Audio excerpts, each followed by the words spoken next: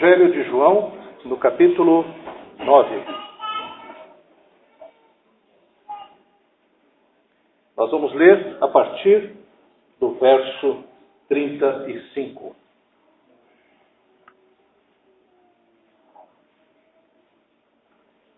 O Rodrigo está providenciando um data show um pouco melhor que esse, aliás, bem melhor que esse, né? Então os irmãos ainda vão ser testados um pouco em relação à sua visão, mas principalmente agora que não está aparecendo nada. Deixa eu fazer um teste aqui. Deve ter algum problema aqui. Mas nós vamos abrir a palavra de Deus, o Evangelho de João, no capítulo 9. Nós vamos ler a partir do verso 35. Diz assim: Ouvindo Jesus que o tinham expulsado, encontrando-o, lhe perguntou: Crês tu no Filho do Homem? E ele respondeu e disse: Quem é, Senhor, para que eu nele creia? E Jesus lhe disse: Já o tens visto, e é o que fala contigo. Então afirmou ele: Creio, Senhor, e o adorou. Prosseguiu Jesus: Eu vim a este mundo para juízo, a fim de que os que não veem, vejam, e os que veem se tornem cegos. E alguns dentre os fariseus que estavam perto dele perguntaram-lhe: Acaso também nós somos cegos? E respondeu-lhes Jesus: Se fosseis cegos, não teríeis pecado algum, mas porque agora dizeis: Nós vemos, subsiste o vosso pecado. Vamos orar nesse instante. Senhor Deus, nós queremos te agradecer, ó Pai.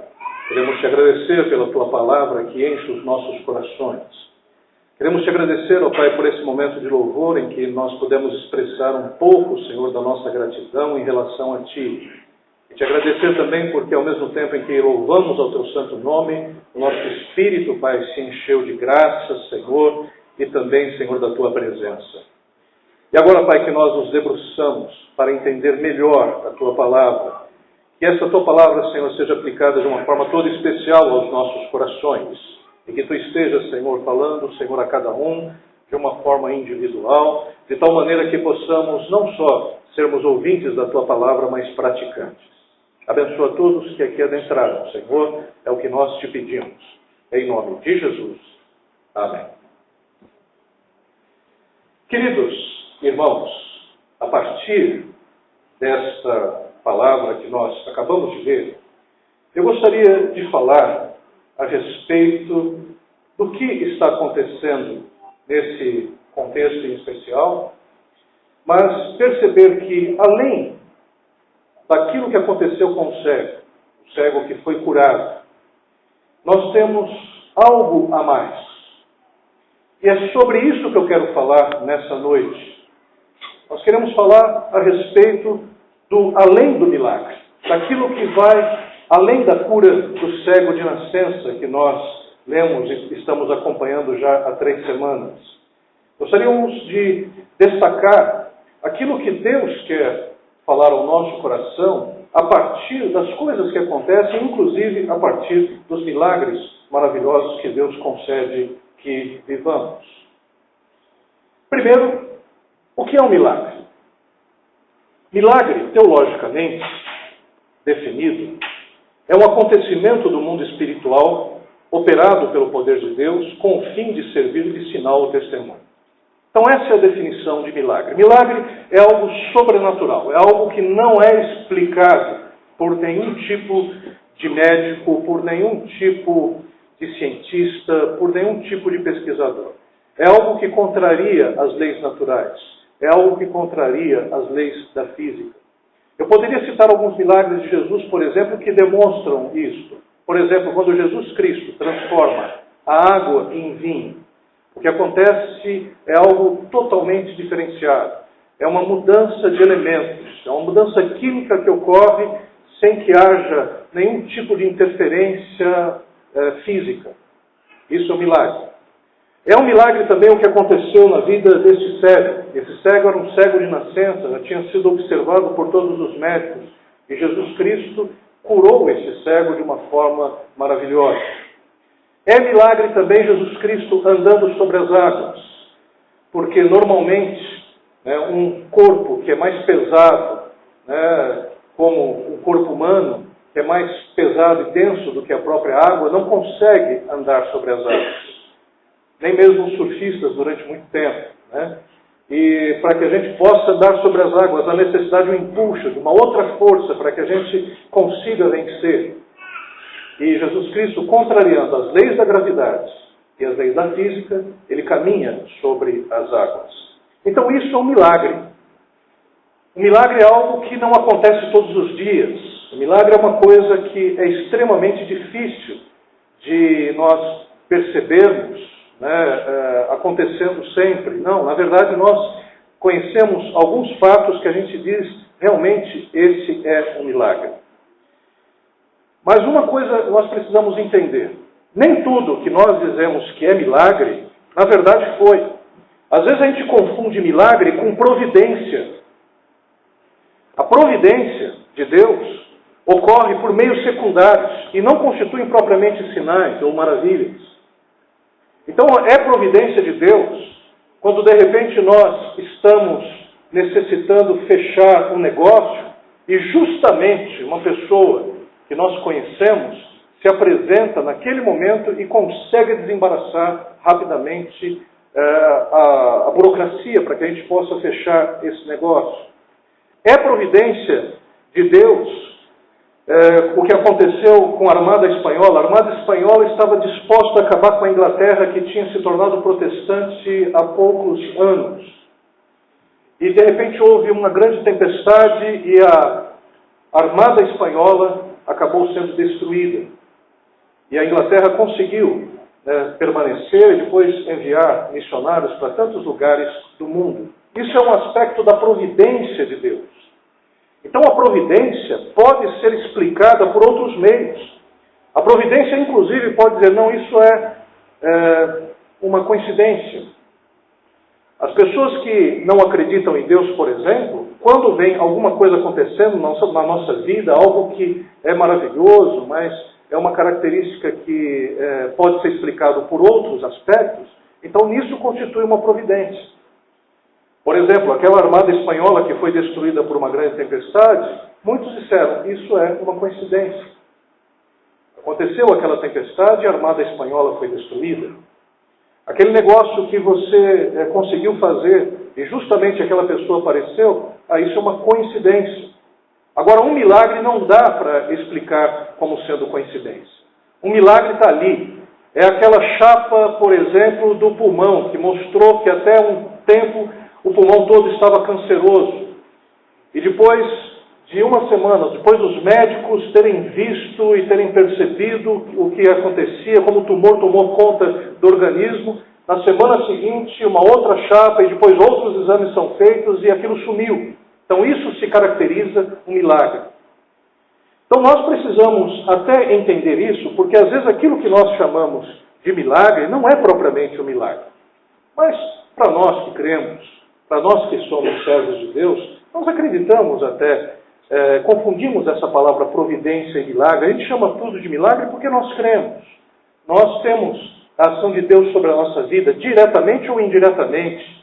Então nós percebemos tudo isso e colocamos tudo no mesmo caldeirão do milagre, e para nós isso não faz importância.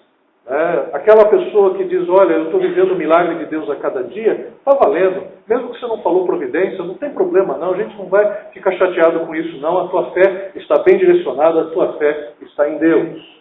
Mas para aquele que não crê, para aquele que está nos observando, quando ele olha para a gente e diz, aconteceu um milagre na minha vida. Aí ele fala, qual foi esse milagre? Eu estava precisando de um emprego, orei e imediatamente o emprego surgiu. Ele vai olhar para você e diz, mas isso é coincidência. Agora, se a pessoa que estiver lá fora, você estiver passando por uma enfermidade terrível, comprovada pelos médicos, e você disser que do dia para a noite, pouquíssimo tempo, contrariando a própria ciência, você foi curado, aí você pode dizer que isso é um milagre de Deus. Queridos, tanto o milagre como a providência apontam para Deus. E o que nós podemos perceber nesse texto, nós temos um milagre que aconteceu na vida do cego, que acabou apontando para Jesus Cristo. Qual que é o contexto que nós vemos nessa passagem? O texto, ele mostra claramente 3 divisões. Capítulo 9 mostra a cura do cego de nascença, e eu vou repetir aqui como se deu essa cura. Jesus Cristo estava passando com seus discípulos próximo do cego. Os discípulos disseram para Jesus: Senhor, quem pecou? Foi esse cego ou seus pais para que ele tivesse essa doença? E aí Jesus disse: nem os pais, nem ele, mas essa doença é para manifestar a obra de Deus. E Jesus foi lá e curou este cego. Depois dessa cura, temos a segunda parte. Os fariseus chamam esse cego para ele se explicar por que ele foi curado, como ele foi curado e quem o curou. E mais, os fariseus, eles estavam procurando algum motivo para acusar Jesus e identificaram que essa cura tinha sido no sábado. Então queriam invalidar a cura, queriam invalidar todo esse processo, porque Jesus havia curado no sábado, e no sábado, segundo as leis judaicas, ninguém pode trabalhar. Então, naquele conselho armado dos fariseus, de pessoas legalistas, de pessoas religiosas, aquele cego foi ali chamado, foi interrogado, e ele disse: olha, eu não sei como é que foi, eu só sei que antes eu era cego e agora eu vejo. E mesmo assim, os fariseus insistindo, querendo mostrar que ele não era cego, chamaram seus pais, aí depois viram que realmente ele tinha sido curado, e quando o cego disse: olha, nenhum homem fez isso, ninguém curou um cego de nascença, se não for de Deus, eu não sei quem esse homem é. Jamais uma pessoa humana pôde fazer uma cura dessas. E os fariseus, querendo na verdade acusar Jesus, expulsaram o cego daquela audiência. E agora nós temos a terceira parte. O cego fora desse conselho, fora dessa audiência dos fariseus, Jesus o procura e começa a entabular uma conversa com ele. Após a sua cura miraculosa, o cego de nascença foi levado a um conselho de fariseus para ser observado. E sendo expulso do conselho, agora Jesus o procura e inicia um novo diálogo. Queridos, a partir desse contexto, eu gostaria de estabelecer alguns princípios aqui a respeito do que nós entendemos nesta passagem. Primeiro, os milagres de Deus sinalizam seu reino através de Jesus. Jesus não deixa o ex-cego sem uma clara convicção do porquê do milagre.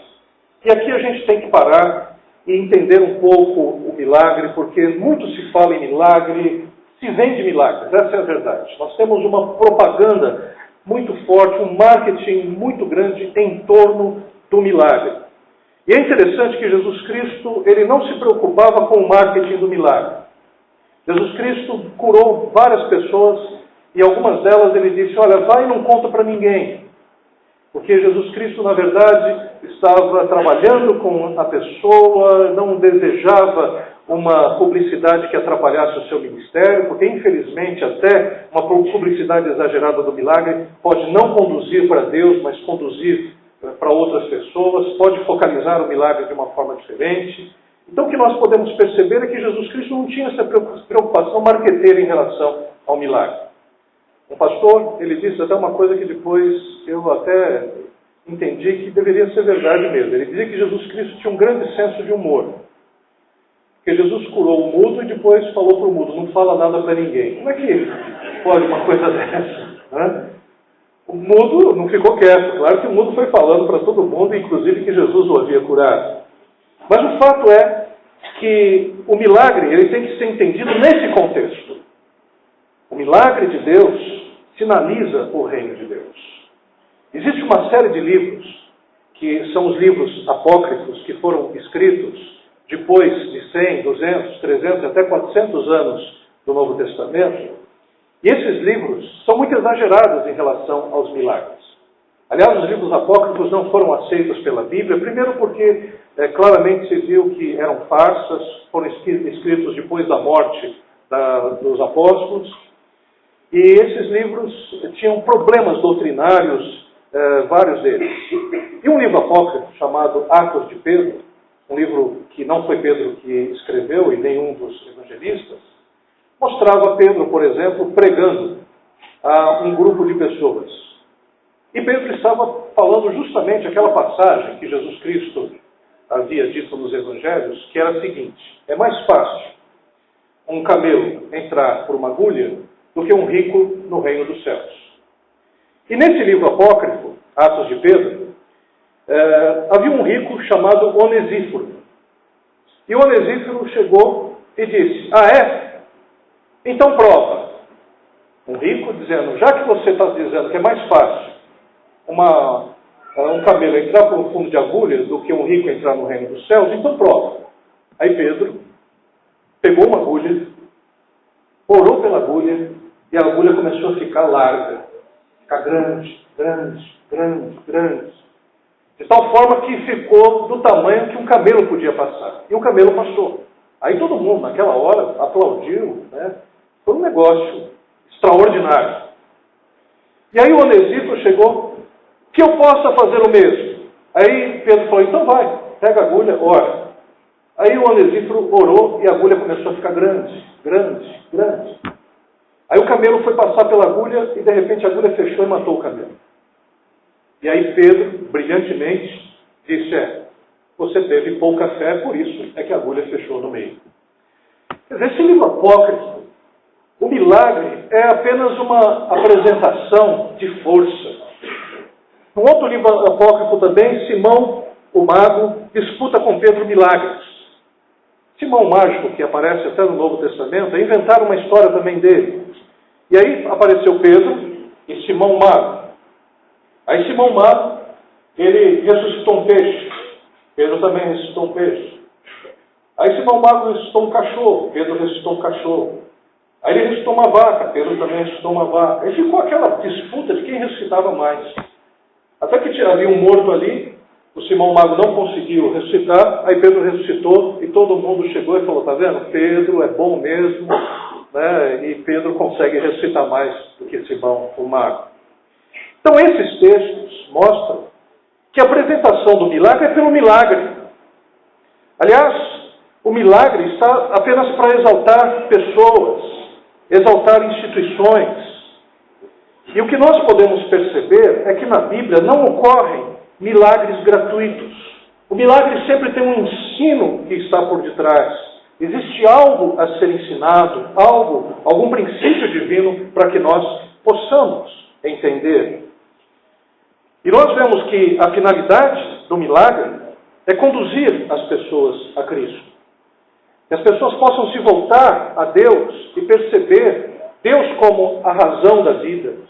Deus que é capaz de produzir, né, a vida. Deus que é capaz de salvar aquele que necessita. E Jesus, ele não desamparou este homem. Jesus havia curado o cego, mas depois foi até a ele. Algo que nós devemos perceber: ele não desamparou o seu homem, esse homem, na sua cegueira física. E também não desamparou na cegueira espiritual.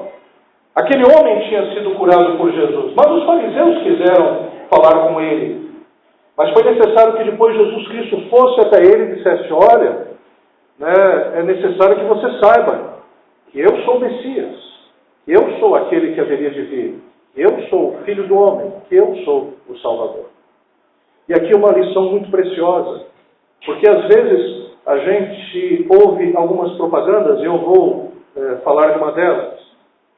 Hoje eu ouvi uma propaganda que era assim: se você vê vultos, se você está bebendo demais, se você não consegue dormir, se você tem insônia, se você passa por algumas dificuldades, você precisa saber que você está com encosto. E você precisa vir a tal grupo para tirar esse encosto.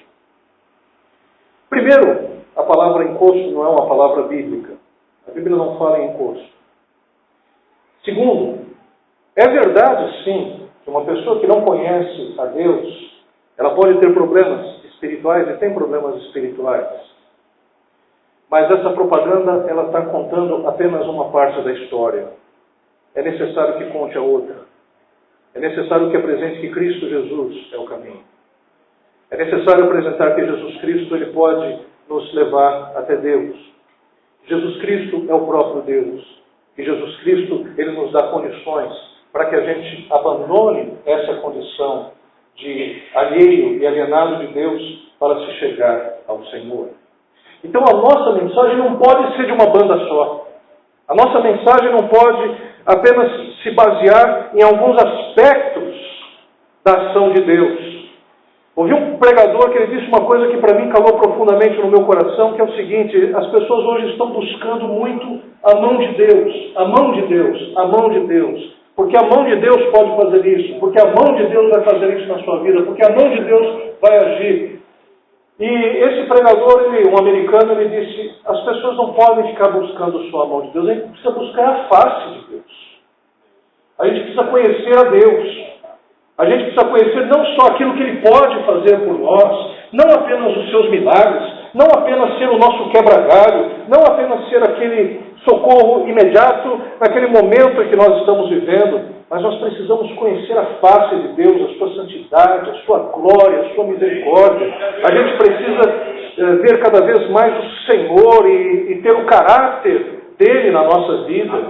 Porque aqueles que buscam só a mão de Deus não estão enxergando isso, eles estão enxergando apenas as suas necessidades, e Deus apenas como aquele que pode resolver. Mas nós temos que enxergar a Deus como realmente Ele é. Ele é Deus da nossa vida, Ele é o dono da nossa vida, Ele é o Senhor de todos nós. É isso que nós precisamos entender. O ensino deve acompanhar as manifestações sobrenaturais. Quando Jesus Cristo vai até o cego, Ele já tinha curado o cego. E agora, esse ex-cego, Jesus ele foi até ele e claramente se apresentou como o Messias prometido, utilizando o termo Filho do Homem. Esse termo Filho do Homem é um termo usado em Daniel, no Antigo Testamento, em que havia uma profecia falando a respeito do Filho do Homem que viria, que seria o Messias. E Jesus, como Messias, o Messias prometido, o ungido, o Cristo, ele disse: eu sou o Cristo, eu sou o Messias. Messias e Cristo é a mesma palavra. Então foi necessário que Jesus chegasse a esse homem e ensinasse. Porque é importante que as pessoas não se fixem apenas no milagre pelo milagre, mas é importante que as pessoas elas saibam exatamente quem é o autor do milagre e qual a nossa relação que nós devemos ter com ele. Aquele cego, ele tinha dúvidas no coração. Ele achava que Jesus era uma pessoa de Deus. Ele até mesmo disse: ele é um profeta. Se Jesus Cristo não aparecesse até ele e mostrasse que se tratava do próprio Deus, aquele homem simplesmente ia continuar a sua vida. Agora ele ia enxergar, ele iria trabalhar, ele ia poder constituir família, mas ele ainda não conheceria Deus como o seu Salvador. Não conheceria Jesus Cristo como o Senhor. Ele apenas seria um cego físico, mas continuaria, um cego físico que foi curado, mas continuaria sendo um cego espiritual. E Jesus, ele dissipa toda dúvida que porventura esse homem pudesse ter a respeito da sua natureza. Amados, nós não devemos aceitar o milagre pelo milagre. Nós precisamos ensinar as pessoas. Ver uma igreja, e eu vi claramente isso. Havia uma pessoa que estava ali, com uma manifestação de um espírito demoníaco. Às vezes a gente nem sabe exatamente se é mesmo, Dado o clima psicológico que acontece, a gente fica até olhando se não é uma hipnose coletiva, se não é um problema psicológico. Mas nesse caso, em especial, aquela moça estava ajoelhada, estava gritando, falando grosso, dizendo que o espírito, ou o suposto espírito que estava dentro dela, dizendo: eu vou matar ela, vou acabar com a família dela, vou acabar com todo mundo. E o pastor chegou e fez aquela entrevista comprida, conversando com o diabo. Um dia até, conta-se que numa igreja, aí o pastor chegou e disse assim: que cor que você gosta? O diabo falou: gosto de vermelho. Gente, não é mais para usar vermelho aqui na igreja, o pessoal que está com vermelho aí, por favor, não use mais. Quer dizer, até se pautava pela palavra que o demoniado falava, para começar a doutrinar a igreja. Pelo amor de Deus. Né? Agora a gente está doutrinando a igreja, entrevistando o diabo. Né? Mas o homem chegava e dizia, e a mulher lá se contorcendo, uma pobre, uma pessoa que realmente estava angustiada, poderia estar de fato, né, possessa por espíritos malignos, se não estava psicologicamente perturbada, e a pessoa ali, né, estrebuchando, gritando ali no chão, e o pastor andando para lá e para cá, está vendo, gente? Olha a situação, como o diabo deixa a pessoa, está vendo? Né? Será que ele sai, não sai? Como é que ele sai? E ele ficou naquela coisa. Até que ele chegou, depois, falou, vamos agora expulsar esse demônio. Todo mundo levanta a mão e diz, sai, sai, sai. Aí saiu o demônio. Aí a mulher, estou bem. Você está bem? Estou bem. O que aconteceu? É quem eu sou, né? Aquele jeito da pessoa que passou por um grande estresse, né? Não estava sabendo o que estava acontecendo. Aí o pastor chegou, agora você está bem? Vamos aplaudir, gente? Vamos aplaudir Jesus? Pode sentar, minha senhora. Faltou o principal. Faltou conversar com aquela moça e dizer, olha, toda essa situação psicológica ou espiritual que você está vivendo, você precisa de uma solução. Você precisa ter Deus no seu coração. Você precisa ter Jesus na sua vida. Você precisa que o Espírito Santo de Deus habite no seu coração, para que você nunca mais tenha esse tipo de comportamento, para que você nunca mais sofra esse tipo de influência, para que você se liberte em Cristo Jesus de uma vez por todas, para que você conheça a Deus e seja verdadeiramente livre. Então esta mensagem é a mensagem que deveria ser pregada. Eu estava assistindo esse programa pela televisão, falei, não, pelo amor de Deus, não faz isso. Fala para essa mulher, fala. Porque essa mulher corre o risco de acontecer o que estava acontecendo com esse cego ia embora. Ia perder a chance de ter um relacionamento vivo e real com Deus. E essa mulher também, ela certamente, se Deus, pela sua misericórdia, pudesse dar outra chance para ela, para que ela pudesse conhecer de fato, mas se ela não assumiu essa condição de filha de Deus, se não conheceu a Jesus Cristo como Senhor e Salvador, simplesmente ela poderia até numa outra ocasião estar numa situação pior do que aquela. O próprio Senhor Jesus diz que uma pessoa que está nessas condições, se a casa fica vazia, né, outros espíritos piores, né, alcançam a vida dela. Então o que a gente pode perceber? Uma pessoa que não tem a sua solução, né, ali respondida, a situação dela tende a piorar cada vez mais. Então nós não devemos aceitar o milagre pelo milagre. E amados, os milagres devem conduzir à adoração verdadeira. Jesus, quando se apresenta como Deus, ele é adorado pelo ex-cego. Aquele homem, quando viu que Jesus era o Messias, ele começou a adorar a Deus. Ele agora estava junto a Deus. Ele estava agora contemplando o Senhor. O objeto da sua adoração agora era real, era verdadeiro, porque a função primária do homem é essa, adorar a Deus. Nós fomos feitos para louvor de sua glória. Por que nós vivemos?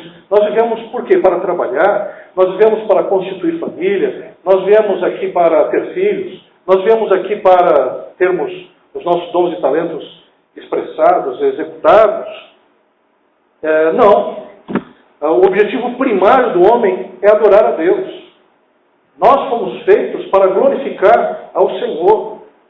Por isso que nós só encontramos saciedade, nós só conseguimos ter a nossa alma alimentada quando nós estamos com Deus. Porque o resto, se a gente não tem um relacionamento com Deus, a nossa vida é uma correria, a gente tenta correr atrás do vento, a gente vive como uma pessoa, uma criança, que a cada brinquedo que ganha, depois quer outro. Aliás, a nossa vida é assim sem Deus. Uma vida sem Deus, a gente vive atrás de brinquedos. Quando nós somos crianças, a gente chega, o pai dá um chocalho para a gente acha um barato chocalho.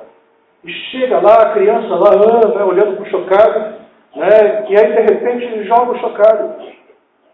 Aí tem que dar uma boneca, se é uma menina, uma boneca. Aí ganha uma Barbie. Aí vai uma Barbie loira, né?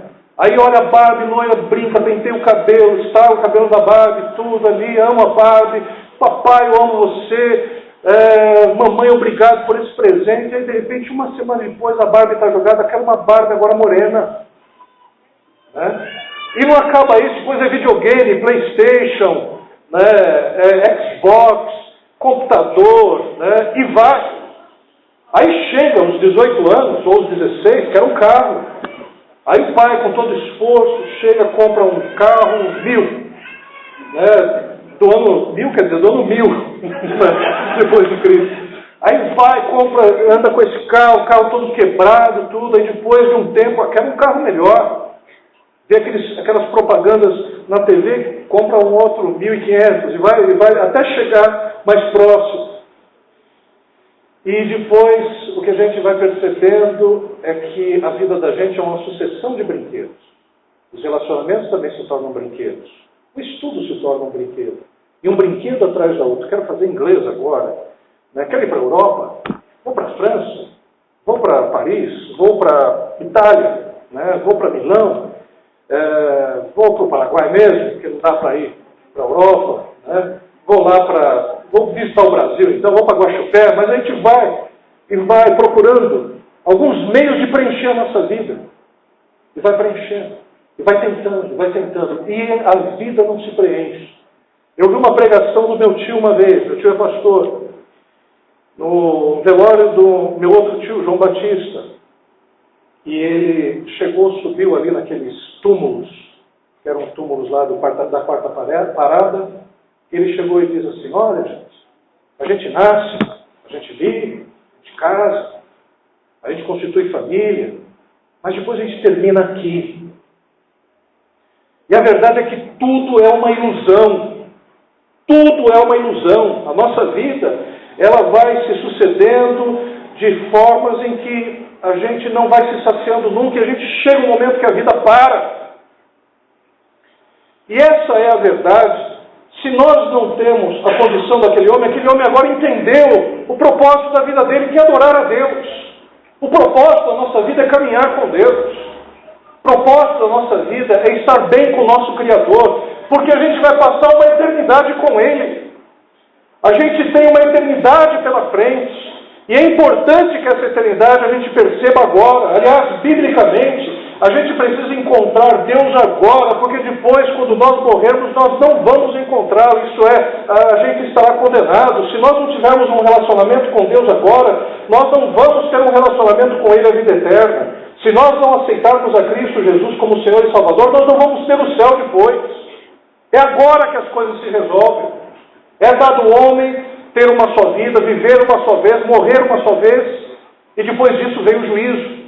Então o fato é que Deus, Ele nos fez para que nós respirássemos a sua graça, o seu amor, a sua misericórdia. Ele nos fez para que nós tivéssemos um relacionamento com Ele. E aquele cego, ou ele cego, agora entendeu isso. Agora ele poderia caminhar. Agora ele poderia trabalhar, mas trabalharia para a glória de Deus. Agora ele teria família, mas a sua família seria expressão do amor e da graça de Deus. Ele entenderia isso. Agora ele poderia fazer até inglês, se ele quisesse, não tem problema. Mas agora ele poderia chegar e entender que até o inglês que ele aprendeu vai servir para que o nome de Deus seja glorificado na sua vida. Agora ele tem paz. Ele não precisa de brinquedos em brinquedos. A vida dele está pacificada. Ele consegue chegar e acordar bem de manhã. Ele consegue saber que vivendo ou morrendo, ele está na presença de Deus. Ele consegue entender que ele não precisa ser consumista. Ele não precisa chegar e comprar tudo que se aparece ou se apresenta na TV, porque agora ele é filho de Deus, co-herdeiro com Cristo de todas as coisas que o Pai tem.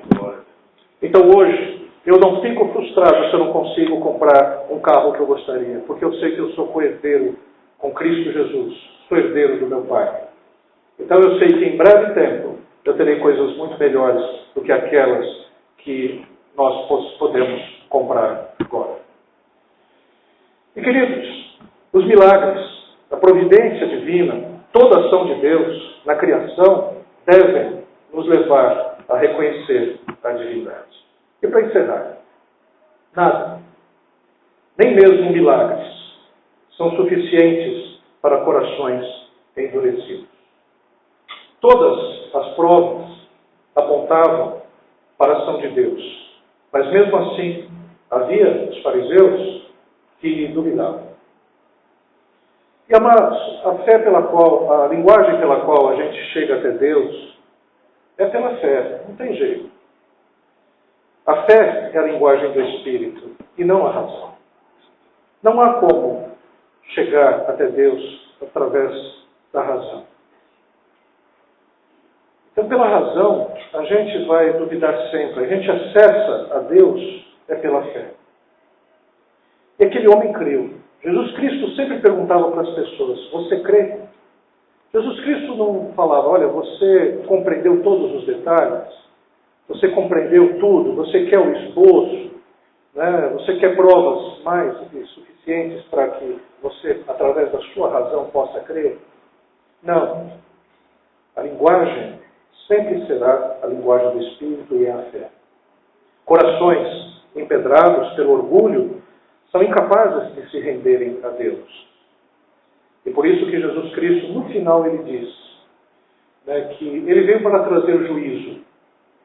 E ele veio para mostrar àqueles que vêm que eles são cegos.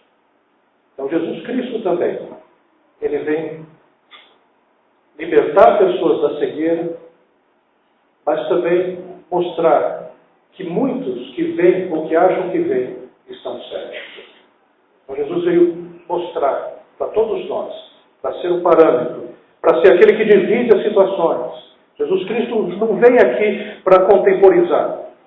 Ele trabalha novamente com dois polos. Ou você crê ou você não crê. Ou você está na luz ou você está nas trevas.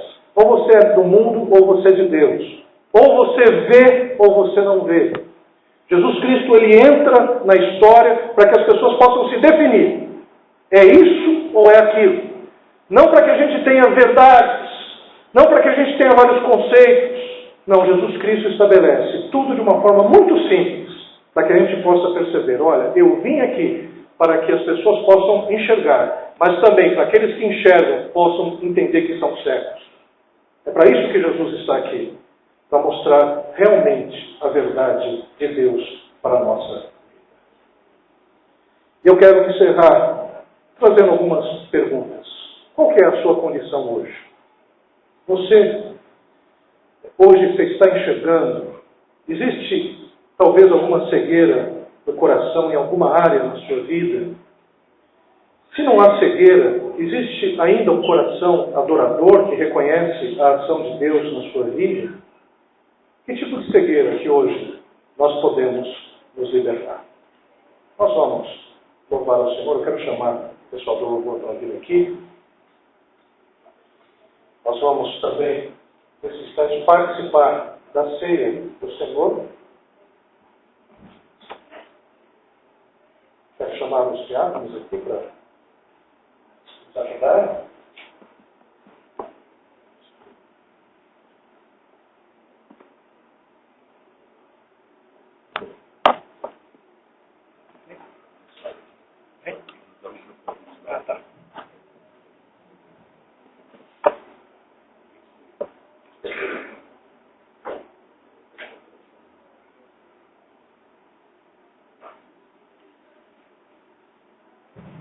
Nós vamos participar da ceia do Senhor. Mas eu não quiser na ceia, nossa, vai que ele está tão espiritual aqui. Agora fiquei preocupado. Fiquei preocupado agora. Você sabe que a primeira ceia que eu escrevi, eu tinha acabado de assumir isso.